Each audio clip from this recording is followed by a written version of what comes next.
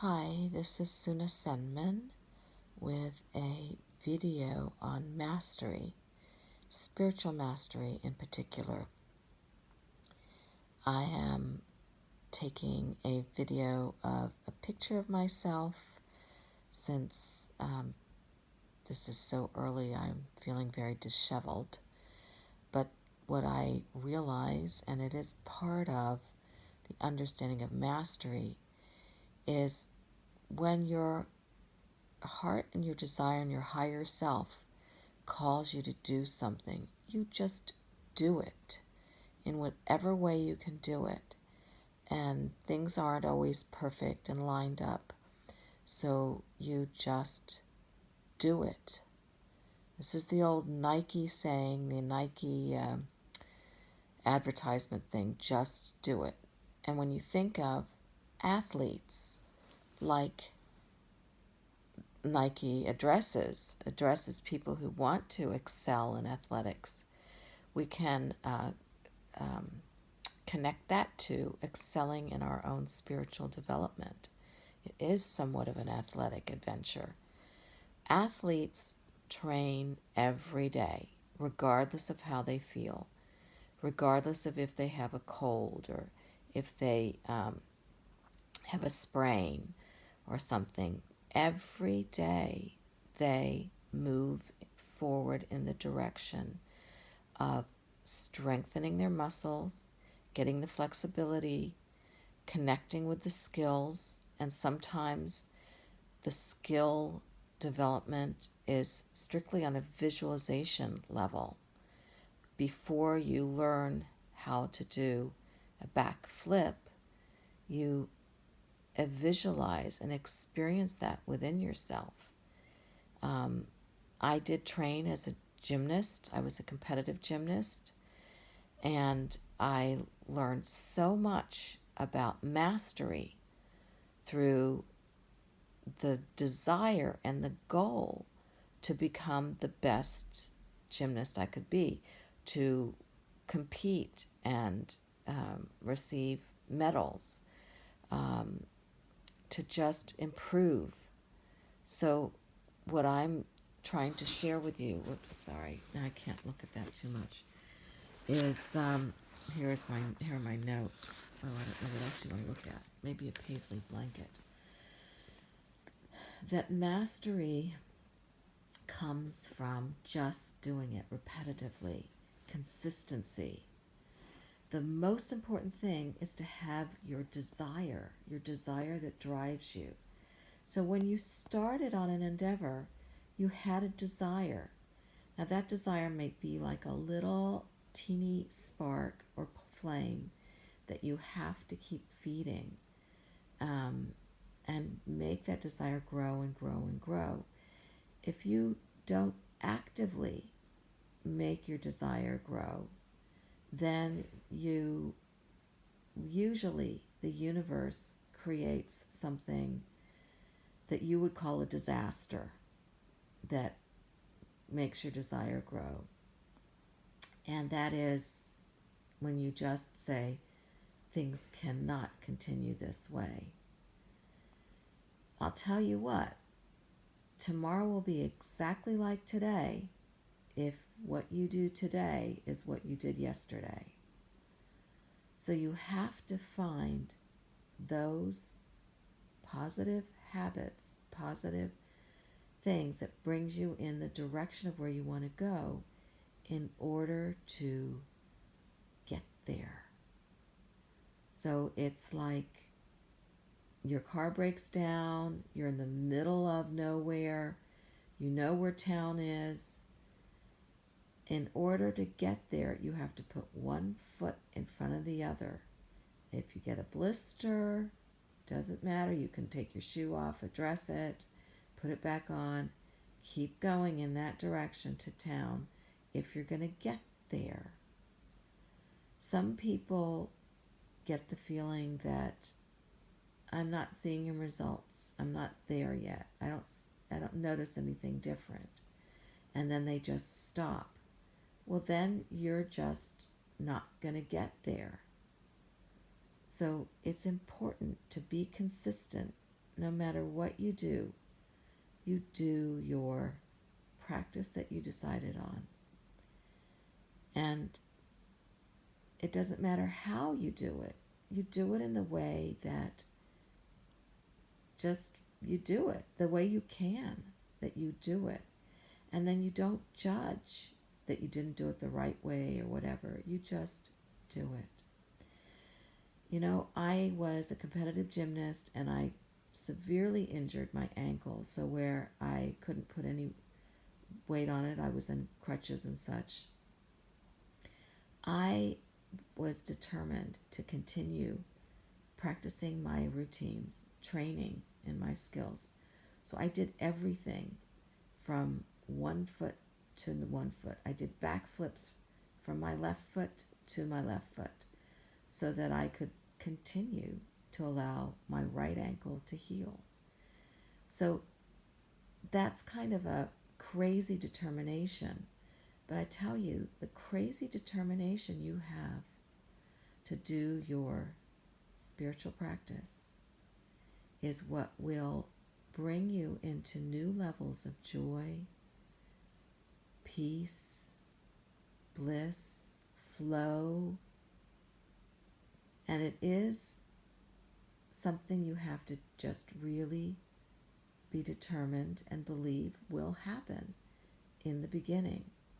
It gets easier and easier as you go on. Every time you have an excuse not to practice your spiritual practice, that's all it is an excuse.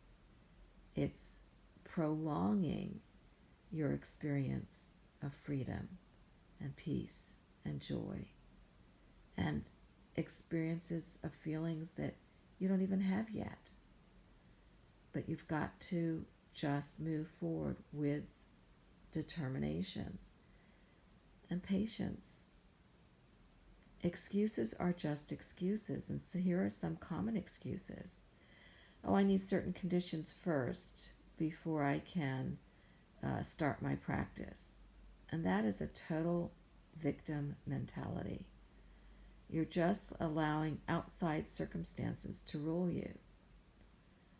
So you need to take authority of your life, authorship of your life, and write the story of how your life goes.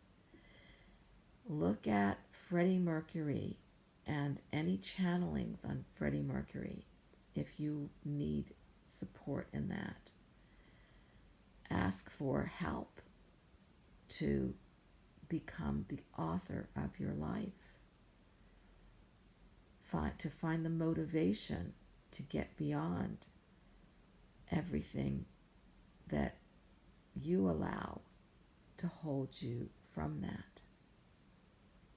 Another excuse is that you're expecting certain results and you give up when you don't get them.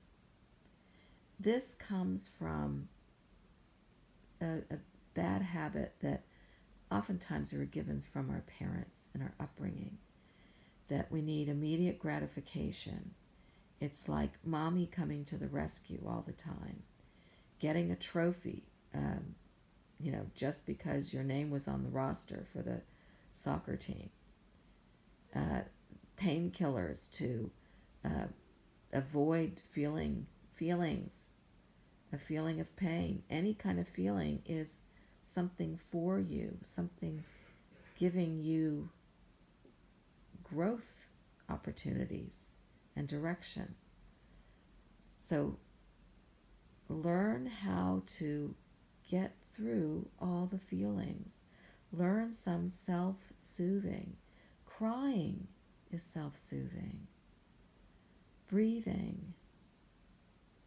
Just get through things. Addictions are your antichrist. Your soul growth is about going through, not avoiding. So whether your addiction is alcohol or shopping or eating or drugs or going to the gym and just working out, whatever your addiction is, there's a balance between self-soothing and addiction. You need to focus on getting through it, not avoiding the feelings, but going through them to the other side. That is your soul growth. You can tell yourself to go through whatever you're going through and say that this may feel like I'm dying, yet there is another side to it. And the end of this darkness is the light. So whatever it feels like, just do your spiritual practice. Just do it. I think of Indiana Jones and the type of faith you had to have to just go through to the goal. Indiana Jones got to a lava pit, and he knew that in the writings it said there's an invisible bridge over this to get to your destination. He had to step out with the determination to his destination so strongly that whether he fell into the lava pit or that bridge actually was there, it didn't matter. His destination was more important than anything. He took that step over the edge, over the lava pit, not knowing whether he would fall into the lava and burn it to his physical death or not, or that this actual bridge was there. He burned and desired for the outcome of the goal, for the goal of the destination, and he took that step. And lo and behold, he didn't fall into the pit and burn. The bridge was there. This is the feeling we have to go over sometimes. And it gets easier and easier with each time you go through that, because your faith grows. You know this is a loving universe. There are loving forces that are guiding you forward, supporting you at all times. Not according to your plan or your vision of how things should be, but according to a higher plan, higher perspective.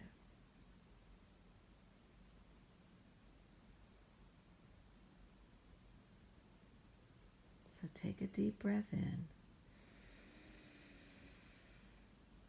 Slowly let it out. Move forward. Sometimes this is all you can do, is just breathe in and release out and go forward through whatever you're going through, millisecond by millisecond. You can just stay the course for this one moment. Breathing in and breathing out. And then the next moment. This one moment again. Stay the course. Breathing in. Breathing out. And if you have your source tone, you keep your source tone in your breath. Breathing it in and breathing it out.